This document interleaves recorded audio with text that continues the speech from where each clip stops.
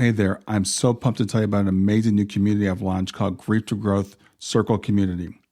It's a space for people who are grieving to come together to support each other, and for people who want to know who we are, why we're here, and where we're going to have those conversations, all the things we talk about on the podcast. So I invite you to join me at grieftogrowth.com/community to become part of this compassionate crew. The best part, it's 100% free. And you have access to me in addition to everybody else in the community. In fact, the podcast will be there so you can talk about the things we talk about in the podcast right there in the community. There's also some premium content if you want to go deeper in the work I'm doing, but mostly it's about building relationships and community and about sharing resources and supporting each other. So come on over and check it out. It's grieftogrowth.com/community. I'll see you inside. Close your eyes and imagine. What if the things in life that cause us the greatest pain, the things that bring us grief, are challenges? Challenges designed to help us grow, to ultimately become what we were always meant to be. We feel like we've been buried, but what if, like a seed, we've been planted? And having been planted, we grow to become a mighty tree. Now, open your eyes. Open your eyes to this way of viewing life. Come with me as we explore your true, infinite, eternal nature. This is Grief to Growth, and I am your host, Brian Smith. Hey there, welcome to Grief to Growth, a podcast where we explore life's deepest questions and help you navigate through the challenges that we all face. Whether you're a first-time listener or you're a long-time follower, I'm your host, Brian Smith, and I'm glad you're here.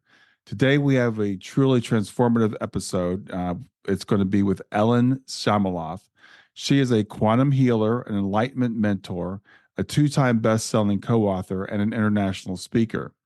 Ellyn is dedicated to supporting millions into quantum leaping their paths to open hearts, awakening their inner wisdom, and igniting their divine sparks. Her mission is to elevate the vibration of humanity, to unveil spiritual truths, and expand global consciousness at lightning speed through a unique channeled healing modality, the Quantum Enlightenment System. In this episode, we're going to dive deep into how you can use a spiritual roadmap to achieve abundance, discover the sacred lessons hidden in grief, and fulfill your divine mission. We're going to talk about the revolutionary approaches that Ellyn employs to dismantle negative core beliefs and transform lives from victimhood to victorious sovereignty. And we're going to discuss how you can quantum leap to your highest evolution of growth and illuminate your path through grief. So by the end of our conversation, you'll have a better understanding of how to connect with your inner wisdom, serve your life's purposes, and uplift your spirit. And if you'd like to join the conversation afterwards, go to grieftogrowth.com/community and join us there. So with that, I'd like to welcome Ellyn Shamalov. Hi, thank you so much for having me here. I'm so excited to share my really, like you said, transformative story. Yeah, I'm looking forward to having this conversation with you. So let's start with, how did you get into what it is that you do? Well, that's the whole backstory. When I was a child, I used to have, I guess access to some gifts. I used to feel spirits, see spirits, and it went to the point where one was there with me for a while, and I got too nervous. And so I feel from the fear of that, because I didn't understand it, and I knew I couldn't talk to family about it because I knew they would think I was crazy. There was this wisdom that I had when I was so young, that people weren't like me. So then I shut it out for a long time, and I met my husband, who I feel was kind of my catalyst to coming back to me. Even his death had brought me back to me, which is truly the transformation there. But when I met him, he and I had the same values in terms of taking care of ourselves and health wise. And he introduced me to a show that we used to watch on our dates. And it was kind of something that just activated this part of me.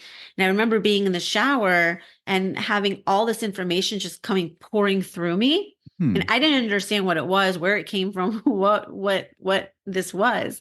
And so I remember, jumping out of the shower, Googling everything that I was hearing.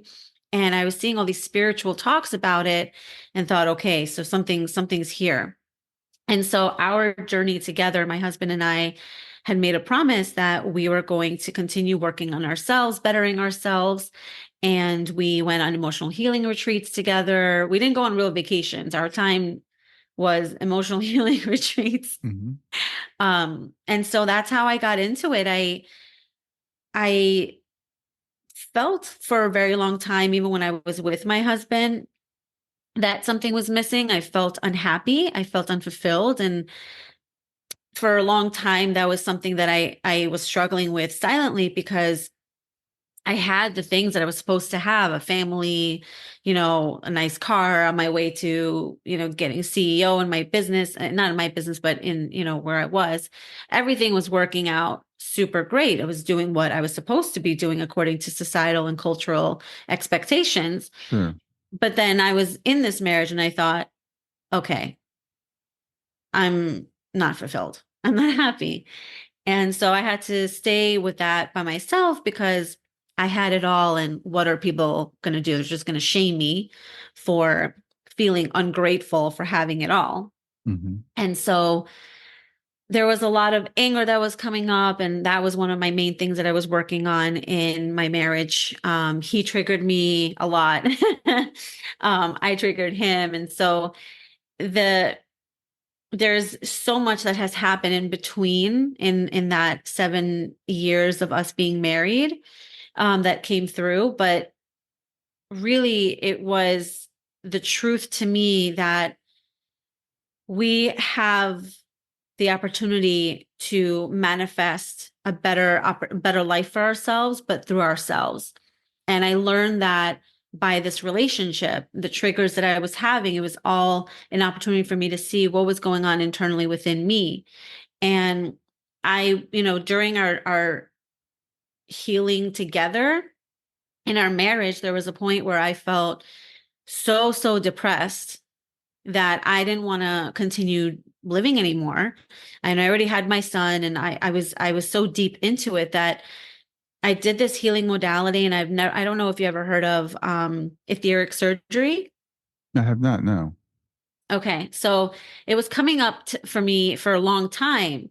And I thought, that's impossible. Why would we want to put all these armors and everything in our etheric field if we're trying to embody more light in this lifetime? It makes no sense why we would sabotage ourselves in the spirit world. So I could just completely ignored it. And Hmm. then spirit was like, no, this is what you need. And so I was so desperate to get out of that just this um pain, that I just said, okay, I'm just going to do it. I'm just going to do it. What is it going to hurt? So I found someone who was willing to do it with me every Mhm. 2 weeks, even though we're supposed to wait a little bit longer in between. I was like, I'm not waiting 6 months to do one every month. She was working with me every 2 weeks. And oh my God, I remember I felt so light that when I was on the treadmill one morning, all I heard was, record, people need to hear your story. So I started recording on my phone, just things that were pouring through me. And I started my podcast through that. And, from there, it was just, okay, there is something here with etheric surgery. I understand that. And I felt a calling to work with that in a little bit, but not in the way that I thought it would. And so one day, I was in the shower. All my downloads happened in the shower. It's I the was in the water. I shower. think the water, something about Yeah, water it's is good. grounding energy. Yeah. And so when I was in the shower, oh my God, this one missing piece that I've felt for a while just came rushing through me. And I just remember getting out of the shower, putting everything together on my computer, and I saw, wow, what is this? This is a modality. Okay, this is for healing. And from there, I was just playing around with it. I had some friends that were willing to be like some guinea pigs for me. Hmm. And that's how I was tailoring it to make sure that I could make it in bite-sized pieces for people, because it was huge transformations very quickly. And some people just couldn't handle that energy. So it was amazing, because I did a case study as well, and I saw, wow, such tremendous results. People went from, I had a lady, I remember, she was having anxiety for 17 years, once every week, maybe sometimes even more, in a week, to Hmm. having no more panic attacks. She had panic attacks, anxiety, no more panic attacks after we were working together. She felt like this more freer energy. There was another lady who, this one was funny. She's an NLP practitioner, amazing, beautiful soul. And I love working with those people because it's like, this was proof to me of how powerful it was, because Hmm. I did not believe how powerful it was until I was actually seeing how it was working on people. And I remember she was like, I worked on a lot of my stuff. I just have some more things that's kind of like in my blind spot that I can't see or don't understand. So I just want to work on those. Hmm. So I have a way to work with people. And so I said, okay, let's just see what comes up in your blueprint.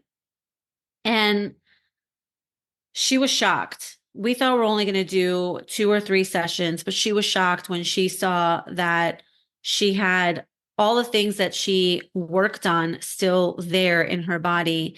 And after we worked together, after doing the whole case study, I remember she texted me saying, all I'm feeling is bliss. I'm in just so much peace and bliss. And my business is skyrocketing without me even, like, she had a new program that she was going to put out there, and she had people contacting her Hmm. about what she was going to put out there, and she already had almost filled it up before even marketing it. And so I just thought, wow, like, even NLP practitioner who works with the mind is proving to me what I thought was the missing piece for a long time. Wow, that's awesome. So Yeah. is your system related to etheric surgery or Yeah, so okay, the quantum enlightenment system does include etheric surgery. And okay, so what we do is we really just look at, what is your soul blueprint? What did you come here to experience? Because everyone has a plan, contracts, and everything that we've kind of, not kind of, but discussed in the spirit worlds before coming in here on, embodying a physical vessel. And so part of it is karmic debt, challenges that we're meant to overcome, and really just purify this vessel for it to be able to hold the light, and for us to go back to the purity, without the shadow, without the negativity, without the three-dimensional stuff. And hmm, so because we've been on this loop to reincarnating so many times, there are lessons that we haven't learned. And so I look at the blueprint. What are the core challenges that you are meant to experience? Because those are going to be creating your experiences in life. And in order for you to be able to come back to purity, we need to dissolve those things and also learn the karmic lesson, so that you don't keep reincarnating with the same thing over and over again. And okay, the etheric surgery does work with that, because basically we've put structures in our etheric field so that we are not able to really hold the light, because the light is so expansive. And so in the dense bodies that we're in, it can't hold all that light when there's so much stuff from, in our DNA that needs to be transformed, that needs to be released or, dissolved. So it was just like this interesting view and perspective to be able to see that these structures are placed so that and they also hold some of those programs, the core belief programs, hmm, that are keeping us stuck in this until we actually are. It's like, once you are able to see it, bring attention to it, and shift it on a conscious level, and remove it from your etheric field, it's like an open door. It just opens up, opens you up for to be able to really receive more of your light, which does shifts how you experience life, because now you're more abundant. You're able to manifest things that your heart truly desires, and hmm. receive things with so much more love and gratitude. So it shifts a lot, and that's why it is a big part of it. Okay. And so you discovered this. What time frame was this? Did you discover this program? Mm.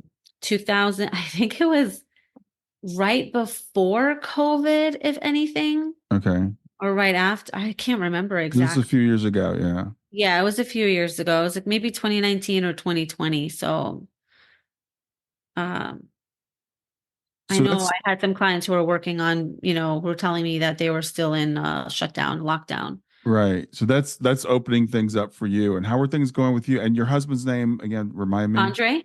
Andre. So Mhm. how are things going with you and Andre at this time? Did that change your relationship? I was on a higher trajectory.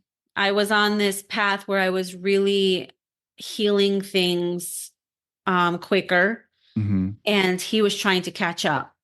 Hmm. And so there was a point where he was so depressed. He was, um, you know, he he's been looking for his path for a very long time. Since I met him, he was always trying to wonder, what is his life purpose? What is his life purpose? And Hmm. his healing was all around that, because he was a nurse and he was also a highly sensitive person. So he didn't realize that, but we kept trying to tell him, you work with people who are very sick. There's going to be a lot of energy that you're grabbing from them. And he was always suffering from body pain and from all these other illnesses that he didn't understand how he could heal it until he learned to be able to hold boundaries and clear out some of that energy.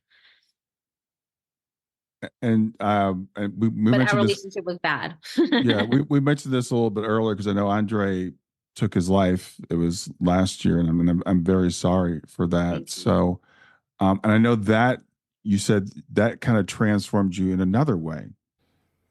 Time for a real quick break. Make sure you like and subscribe. Liking the video will show it to more people on YouTube, and subscribing will make sure you get access to all my great content in the future. And now back to the video. Oh my gosh. Yeah. Uh, well, we were doing a lot of healing work prior to his passing. Hmm. And I feel like that was just like on a superficial level. It amplified once he passed, because when I moved to Florida, I was going to some medicine retreats, healing retreats, where I would be able to open my heart more. Hmm. And I was having a really hard time to go within, even with medicine. There was so much resistance. And I remember when he passed away, I messaged the medicine man and I said, when is the next retreat? I need to heal this shit out of me. And he said, no, you cannot. You need to stay with this. You need to stay with it, because it's really what just happened is a big major shift in your life. You Sure. need to sit with it without medicine. And so that forced me to go within on my own. And I'm so grateful for that, because now I learned what it means that we are the medicine, because he always used to say, you guys don't need medicine. This is just a tool to help you to learn how to go within. But even Hmm. that tool didn't help me to go within, because I was so resistant. But so my gosh, I'm so grateful for that, because I started meditating with Andre. I connected to him, and I knew that there was like, I knew when he passed, he didn't do it to hurt me, and he didn't do it to hurt our son. He sent me this long text message before, so his like suicide note before he did it. And I can tell where it came from. There was for him, it was about saving us from him. And so I knew that I was not angry with him. I could not be angry with him, but other people were angry with him Hmm. for putting us through this, or putting, their families through that. But there was just this feeling of love from him that I was connecting to, and it helped me go within, and I would feel where, first of all, I would feel what it was to actually go within without medicine, and it felt really good, but I was still using him as a crutch. Hmm. Right, because like I'm holding on to his energy, and I'm holding on to his love, and I feel good with it, and I know that I'm going in and I'm meditating and dissolving things, and I've had a lot of insights, and I use my own healing modality in terms of trying to find where this is coming from, how this came to be, like why this was manifested in my own experience to have here, and also what lessons were behind this, because I know that there was a lesson. I know that this was a contract he had. And so once I started connecting more to it, I realized, there was a lot of reflection around our marriage. And I realized, wow, a lot of the things that I have been blaming him for or saying that he wasn't doing, it was me. He was just reflecting it to me. And I used to, for example, when I used to tell him, why is your heart so closed? You can't even show that much emotion. And then I remember, whoa, that's how I felt. That's me. That's not him. Maybe that was him too. And he was just, projecting in and showing me what I was looking at for myself. Mm-hmm. But I remember these experiences were so profound for me because it made me realize that really we are holding on to these energies within us and seeing it come to real life with our experiences in life. That is what we are experiencing. Why aren't people experiencing happiness and joy all the time? Because they're not holding that energy in their physical being, in their cells. They're Mm-hmm. holding so much pain and so much anger or unexpressed emotions or traumas that haven't been processed properly, right? Even from past lives or, ancestral, whatever it is, it's all passed down and it's coming in to this experience for us to be able to really see it. So that's where my real up level was, because then it was just like, wow, I have the power within myself to literally shift what I will see in my experience as long as I do the inner work. And that's what I was doing. And after the 4-month mark, when I realized that unconditional love, which is one of the life lessons that I talk about, was one of the major life lessons I was working on through this experience with his suicide, Mm-hmm. I realized I vowed that day that I would, after the 4th month when I was processing and everything, I vowed that day that I was never going to hide my true feelings and emotions, because the regret and the guilt of not doing that was more powerful and heavy than actually putting yourself out there and, wearing your heart on your sleeve, like they say. Because then you did it, but you also have the power to know that if someone's not accepting it, it's not a rejection towards you. It's a rejection towards themselves because they can't handle that type of love. Yeah, that's a really good point. We talked earlier before we started recording about grief and how complex grief can be, and there's a whole set of emotions that comes with grief, and every grief is different. But there's something also that comes along with suicide that a lot of times there's blame, self blame, blaming the person. There's shame. So talk about some of the emotions that you went through going through this. Stay with us. We'll be right back. Hey there, I'm testing out a new feature. I'd love to get your feedback on it. It's called Fan Mail, and you can send me a message right from the show notes of the podcast.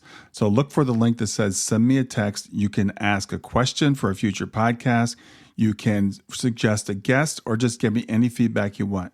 Just remember, it is one way. I can't text you back, and I will not have your name, your email address, or your phone number unless you include it in the message. Let me know what you think.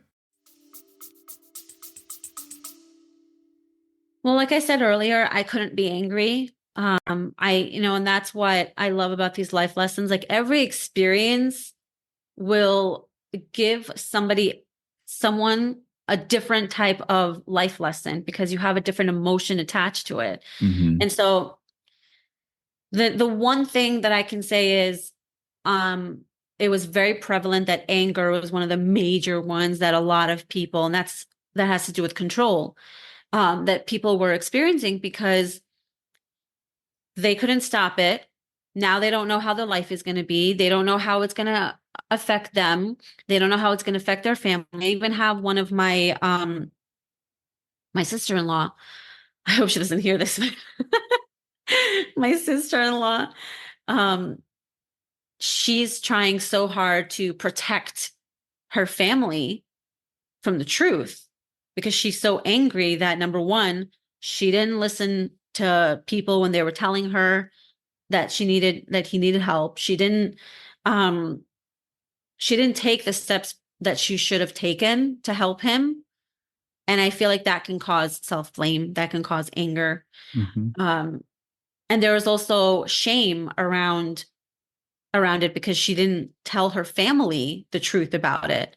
She was worried that they would look at the family and say, what did you do wrong for your child to want to take his life? Right. Mental illness is one of the things that people are overlooking, or they don't.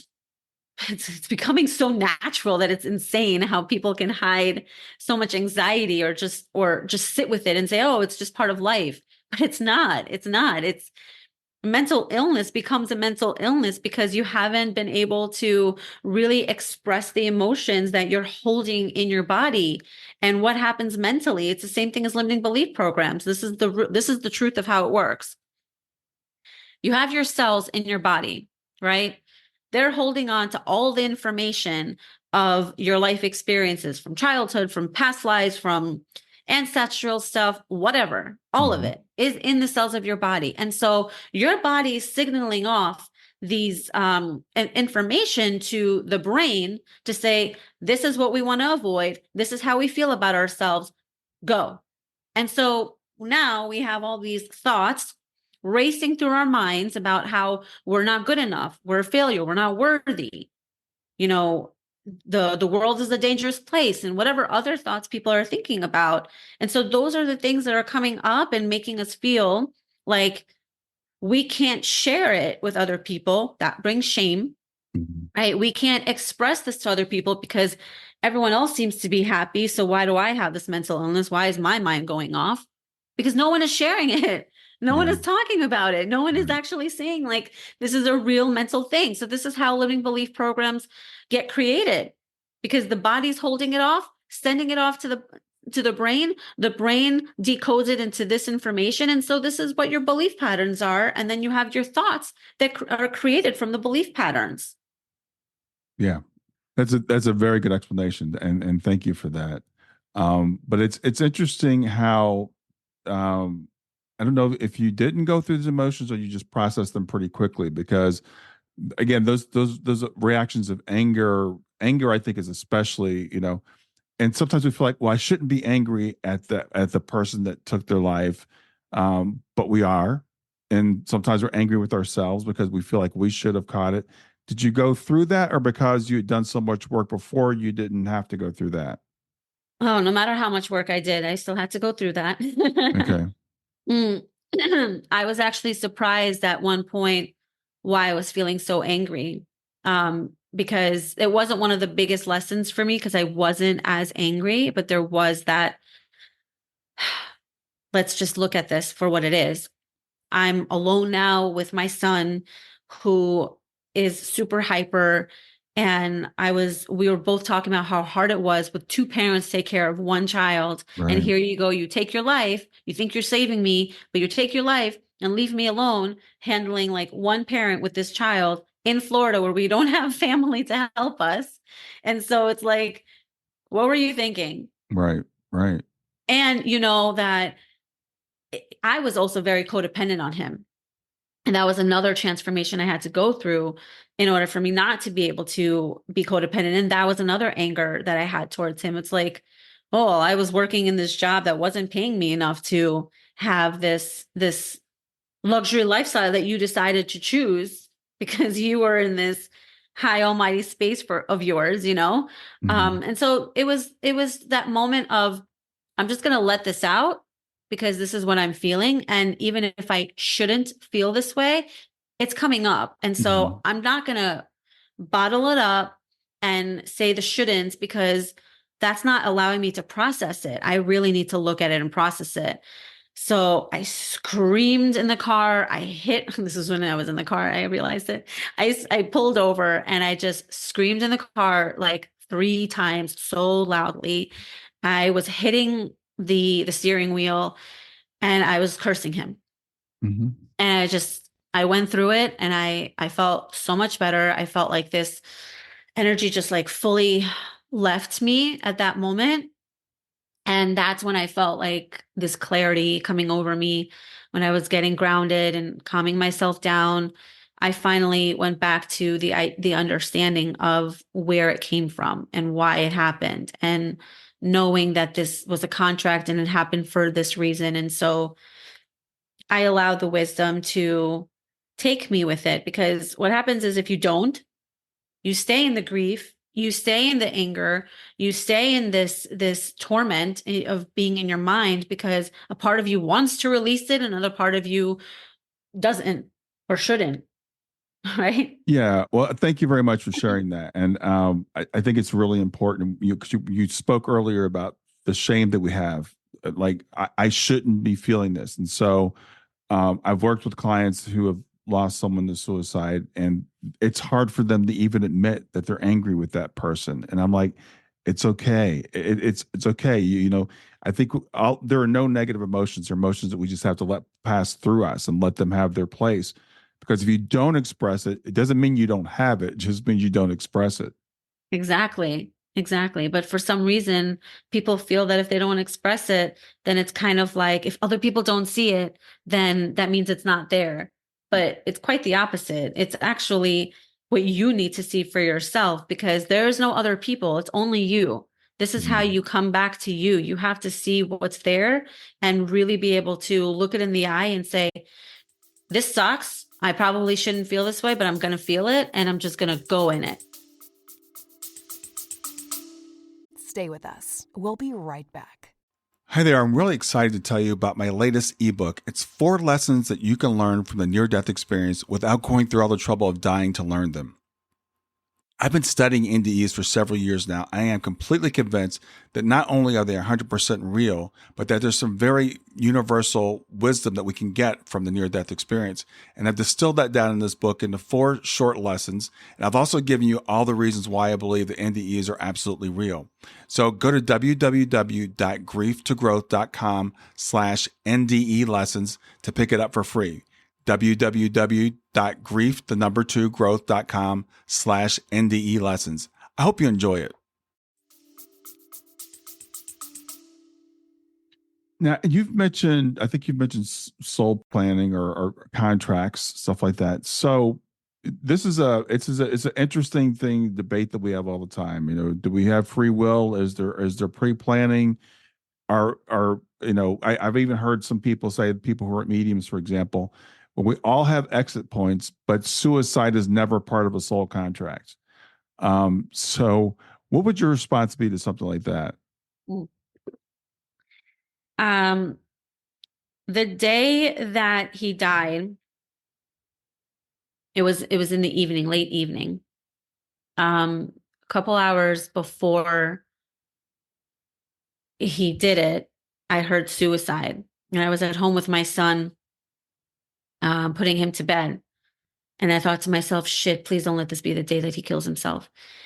Not that that day was any different than whatever, but, Mhm. hoping for more time or something. And so I saw an image in my head of him being next to water. And I thought, oh my God, I have to call him. So I called him. He seemed fine. And even, even after he said he was fine, I was like, I'm going to wait for you. I'm going to stay up for you. He was like, no, no, no, don't. Everything's fine. I usually keep my phone underneath my pillow in case somebody needs to reach me or something. Mhm.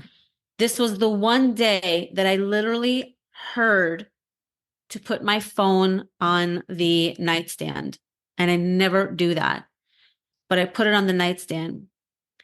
So his first message was to me at around 10:30 saying, "Oh, don't wait up for me. I'm stuck in traffic or whatever."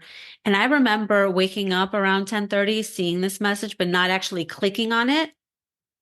And I put my phone back down. Mhm. And then his next message, which should have woken me up, but didn't because it was on the nightstand, at 11 o'clock, at 11:50, giving me his suicide note. When I found out, I was in complete shock. Like I knew, but at the same time, the fact that it actually happened, it was just like, whoa, okay, shock. Mhm.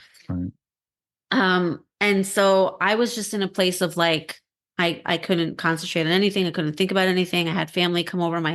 my apartment, and they were helping me pack so we can go to New York and to bury him. And so I remember I was in the what is it called? The airport. And all I could hear was contract, contract, contract. So I called my life coach at that moment and I said, all I keep hearing is contract. I think this was a contract. And he helped me put in words what I couldn't understand, Mm-hmm. like to actually speak. And he said that most people who try to kill themselves are not successful. He's heard stories how people try to kill them, like shoot themselves in the mouth, and they would miss, they would not be successful. Right.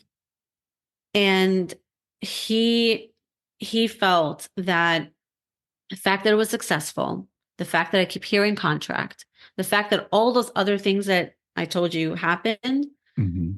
it was a choice that he made.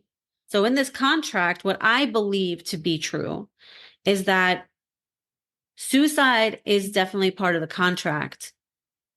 You have a choice to not have this as your pattern, or you have a choice to continue going. Mm-hmm. And so my understanding is that suicide is definitely part of the contract because it provides you with a choice. And one of Andre's biggest things were he was trapped. And he thought that he had no choice on certain matters. And I remember having a conversation with him and saying, Andre, I think that's where this mentality keeps coming from. It's that you feel like you don't have a choice. You get to choose X, Y, and Z. You got to choose to come down here. You got to choose to have these experiences. You got to choose all of this. Mm. So even having the opportunity to leave is a choice, whether suicide or whatever. It's still a choice. It's part of the contract. Right. And so the contract for me, yes, suicide can be part of it, but it's also a pattern. Taking the easy way out, leaving before you finish, the fear. So like it's coming all through my head and I'm trying to say it in words that are understandable. I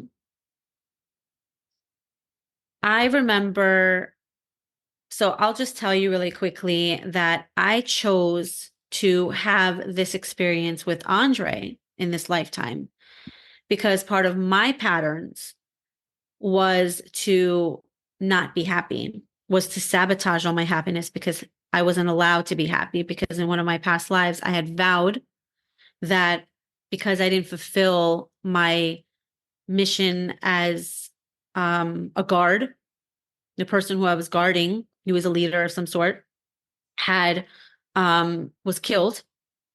And so I punished myself in that lifetime and vowed that I would never be happy.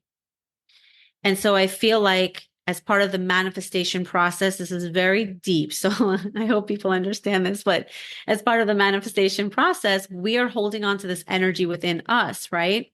And so I chose to have this lifetime with a soul that has this pattern so that it can manifest itself in this lifetime as a lesson for me. And there's also other lessons for other people. But that's the way I view it. And so, yes, suicide is definitely part of a contract. Should the soul choose to take that route or to fight against it? Yeah, thank you for sharing that. And I know this is a very deep subject, and it's something that I don't even know that we could I was thinking about this morning that we could even understand at the human level, because it does seem to be a combination of a pattern, some contractual agreements, but also within that we have a certain amount of choice. And it's never just about our own soul either, which is I think a lot of people don't realize. It's like we have these intricate webs of connection. And so you might say, I'm going to choose to be with this person so they can reflect to me so I can learn this lesson. And all these things ripple out and touch people in ways that we can't understand from a human perspective. Absolutely. You said it exactly. That's the way it works. That's the way it works, because we are all working together because we are all one, right? But we're in individual bodies. However, there are these contracts that are meant to serve other people as well. That's why we come together. That's why we choose certain family members. That's why we choose to have certain traditions, or to be in a certain culture, or whatever it is. It's to have those types of experiences that are going to help us grow. And it works. It's like, I hate this, but killing a bird with killing one bird with, or two birds with one stone. What is it? Yeah, Two two birds with birds one with one stone. Yeah. stone. I don't Yeah. like killing birds, but it's two birds with one stone, right? Right. So it's like, that's the same concept here. It's not just about his growth, it's about other people's as well who are connected to him. Yeah, exactly. So that's a concept that I think is going to be new to a lot of people, because we think about, okay, I have an individual contract, it's about me, but it's not. It's about you. It's about your soul group. It's about everybody else that's affected. It's all these things that come together because we're all contributing to the growth of this one, of the one. Mhm. Absolutely. Yes, I love the way you said that. So how can someone who's going through grief, and especially loss, again, all loss is loss, all grief is grief, but we talked about there's some special things that come around suicide, some special things that we actually frankly impose on ourselves. So how can understanding your system, how can that help people navigate that maybe more quickly or more easily? I think it's important to always ask, and this is not just through grief, but if you look at grief, we have grief not only just through losing a person, but we lose jobs, we lose friends, we lose things and whatever, right? And people don't see it as the same thing, but it is the same thing. Mm-hmm. It's, you're going through the process of not having that thing in your life anymore. So there's a couple pieces here, but I definitely feel like learning what the lesson is behind the experience is meant, to teach you. I know a lot of people, they think that death is a natural occurrence, but it's still an experience that you're having. If you're experiencing anger, for example, as one of the emotions throughout grief, then you're holding on to a concept that doesn't exist. You are So anger is an emotion of control, right? So if we're not surrendering to life and growth and to what is, what we're flowing through, and you're trying to grab on, then you're not going to be able to live life fully. You're just living in this fear moment, and that's maybe your growth. Maybe your growth is to detach and to learn that certain people leave our lives so that we can grow more. Certain things are no longer part of our frequency because we're meant for something different. So we make space in our life for something more to happen. Yeah.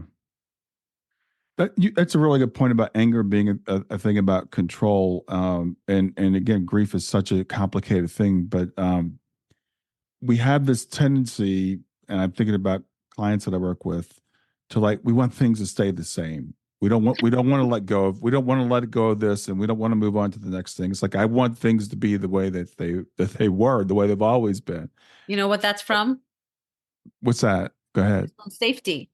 Yeah. Yeah. Safety. When you're attaching to something, even though it's not good for you, you know what it's there for. You know the outcome you're going to receive out of having it because you're familiar with it. Mm-hmm. And so even though it doesn't feel so good, you don't know how the other thing is going to feel. So you're like, I'm going to stay here because it feels more safe. Yeah. Yeah. I know you're a parent. How old's your son? 6.5 now. 6.5. So I was thinking, my girls, one of my children's in spirit, but my other daughter, she'll be 28 in a few weeks, or a couple of months. And when you're a parent, you start to realize you can't hold on because they're always growing, they're always changing. And I think that's a great metaphor for life. If we could just start to understand that That's how life works. We don't get to hold on to anything that's here. Yeah. So, one of the things I think is really important is to learn what the lesson is for having this experience and learn how to detach. But also another lesson is to truly, truly feel safe within yourself.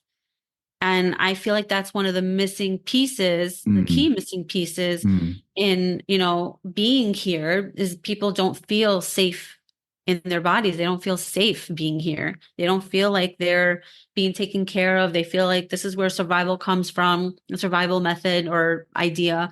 Everyone is just working hard so they can survive in this world instead of taking a step back and learning that God has a plan, that and it's not in a religious view. It's just God is, to me, is just this, we're all God. So the higher God, the main, the main source. There's a plan that we all have to be able to grow and to elevate and experience. And we just have to go through it, but we have to know that we are safe as we go through it. You got to stay in your own power. And the only way you can do that is if you actually know that you have contracts here, that you have this a different perspective shift.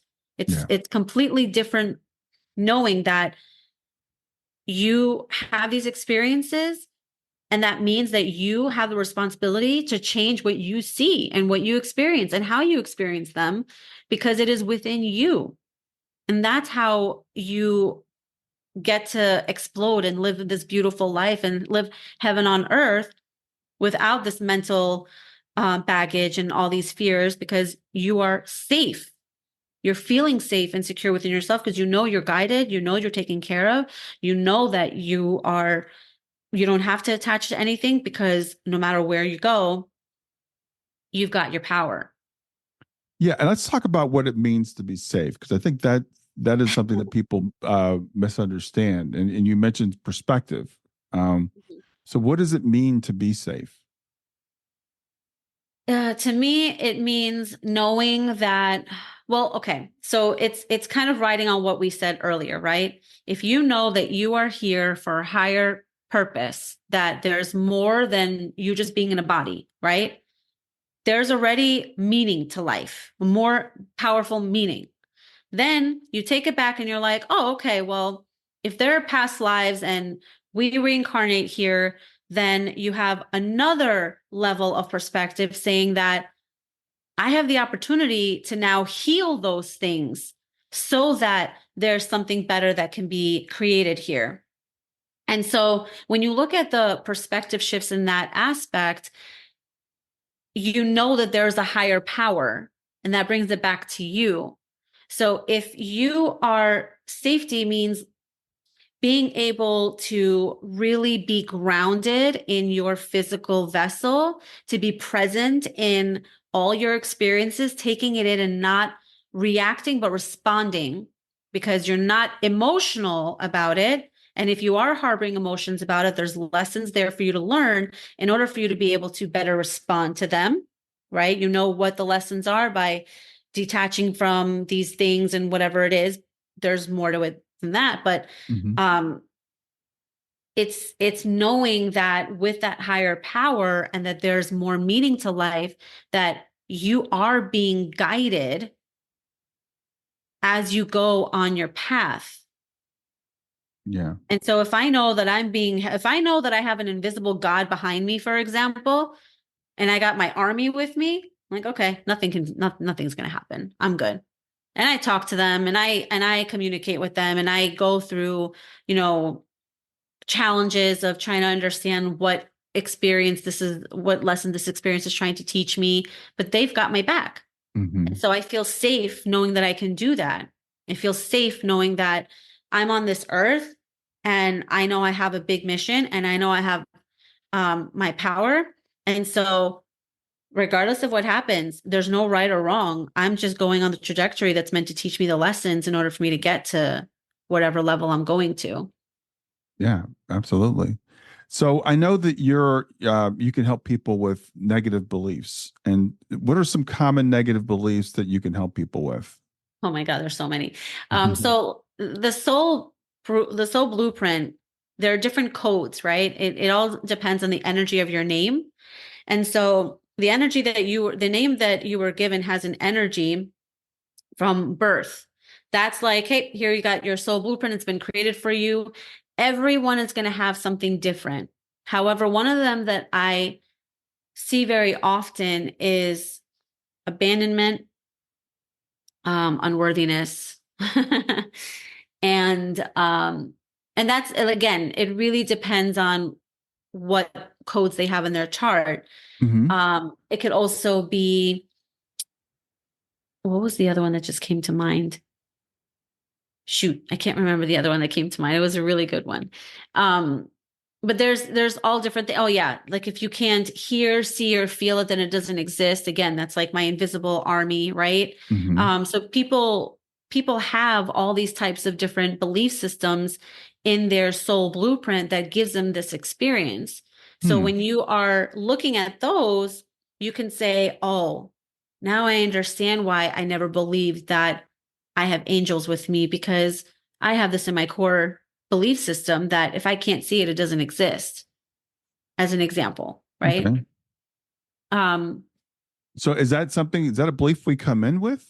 That Not everybody has it. So like I said, if your Okay. name has that code in it, then you know, if you have certain codes in your blueprint, that'll give you a certain experience of what you're meant to have. Some people Okay. may have such a huge activation of their gifts that they're seeing spirits and hearing them, and everywhere you go, they're just coming in at you and telling you stuff. So Right. one of your things are having those boundaries, learning how to be able to use them, but you won't, it's not a one size fits all, Right. right? Right. Because your name has a different energy. So everybody will have something different. But the ones that I see more prevalent are the worthiness, or I'm worthless, or can't trust, or, you know, not being able to see something if it doesn't exist, it doesn't exist, and so forth. Those are just, not everybody has it, but if it's in your foundational name, it's something you're born with. Okay. But you can help people discover that. Yes. So we can help you figure out, like, okay, I have this because this is in my foundational, what I came in with. Yes. So the way it works is I take your name and I decode it. I look at the soul blueprint as a whole, but I only look at the two pieces, which are the physical challenges and the soul mission, right? So those two are the ones that are going to have the heaviest amount of burdens in them, because it's your soul challenge. It's what you're meant to overcome. So those have the limiting belief programs within those aspects of the chart. And so we look at that. And then we also look at the life lessons. So there are 3 to 6 different life lessons in, 3 to 6 different emotions in each life lessons. There are 7 major life lessons. And I actually literally worked with these life lessons in my own life. And I had a podcast on it too, because I wanted to show people that when you start to know what these emotions are that's showing up, then you can be able to work with the life lesson and understand why the life lesson is showing up. So that was something different that I came in with. And I brought it together with this Quantum Enlightenment System. So I put like so many different things that I've learned and experienced in this lifetime, and probably past lifetimes too, Right. in this one modality, because it's what really helped me really move along my path. So we look at your soul blueprint to see what your belief systems are. We look at also the life lessons that you're working with based on the emotions that are held in your body. And then we dissolve those in the contracts and certain things in different timelines. So all sessions, the first 4 sessions, you'll have different timelines that come up through for that particular belief or emotion or whatever. So we just keep on dissolving all of them. By the 4th one, there's only maybe 5, if any, left that have been cleared. Okay, cool. That are staying after being cleared. So, Ellyn, where can people find out more about you, about what it is that you do? My website, catalytichealing.com. And I actually just launched, I'm so excited about this one. I just launched a group program for women. It's Queen of Your Heart, and it's a manifestation acceleration program. Hmm. It really is meant to help you to come back to yourself so that you can truly manifest your heart's desires instead of manifesting the things you're holding in your body. Yeah. So I have to um, ask you this: why for women? you know, um, working with men, a lot of men have not fully activated their divine feminine within them. Mm. And so that was one of the problems my husband had when he was on his healing journey. Hmm. Once he started to activate that, it was really hard for him to process a lot of emotions. And he also had shut down um, a lot of the memories that he had stored or hid away from himself. And once they started coming through, Yeah. it was super hard for him to really handle all those emotions. And I feel like there's more resistance in the men than there are in women, Hmm. because women already have their divine feminine activated, and that's a huge part. And we're also activated with our divine masculine or our masculine side because we're in a patriarchal world. And so it's like we come in with it.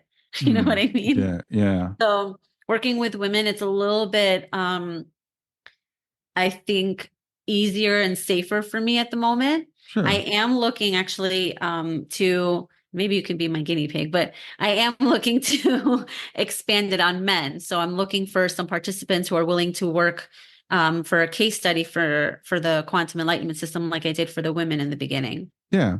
Well, I didn't mean to put you on the spot, but it's interesting because almost all of my clients are women. Most of my guests are women, and I work. A lot of guests I have on. It's like I work with women, and that's great. It's but we got to do something for the guys, and I don't know what the deal is. And you're right. We live in a crazy patriarchal society, and I think that's limiting a lot of men. We're not allowed to express ourselves and stuff. So yeah, we got to figure I got to figure that out. I guess I've had a few guys on. Maybe we need to figure out how we can help the guys out. Oh, I don't, like I said, I want to help the guys out. I just Yeah, want I to make know. Yeah, sure yeah. that this program, because I saw how this program really accelerates people on a quick trajectory. So Hmm. the thing is, with men, we have to slow down a little bit because they're not used to expressing so much. And so this might kind of um I don't want to say scare, but it might It be could be too too much for much. them to handle.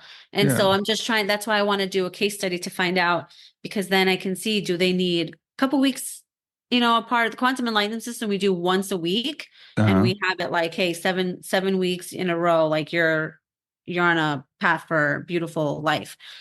But for men, it might be a little bit longer. Hmm. But that's why I would like to test it out. But I think that's the reason why, because also if you look at it, women have been suppressed for a long time too, Yeah. in a different way. Right. And so And yeah. now all these women are like, yeah, screw it.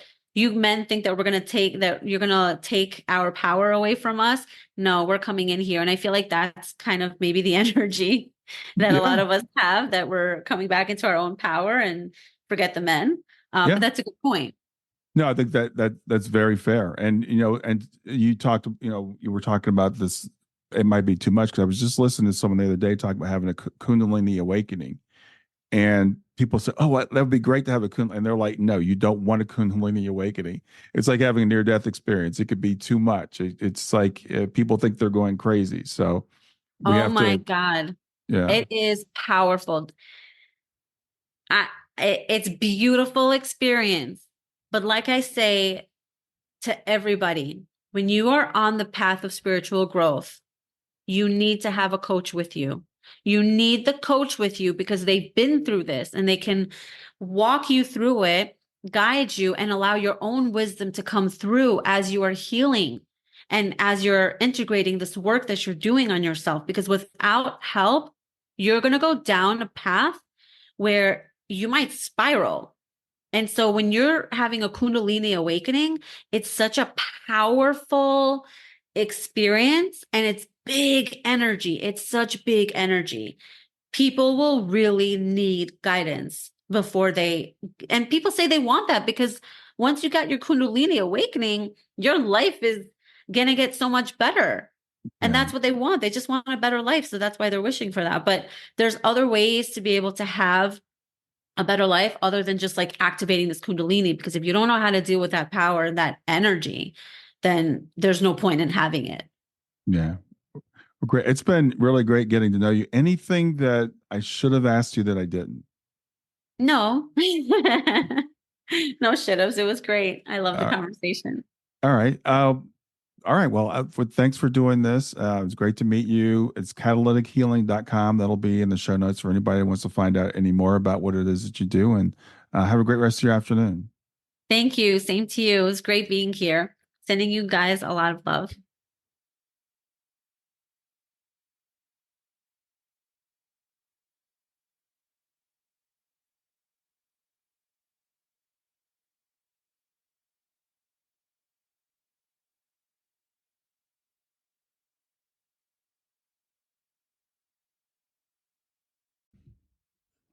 Hey there. If you like this episode, come on over and talk about it. Let me know what you liked. If you didn't like this episode, come on over and talk about it. Let me know what you didn't like. Go to grieftogrowth.com/community and look for Talk About the Podcast. I'll see you there.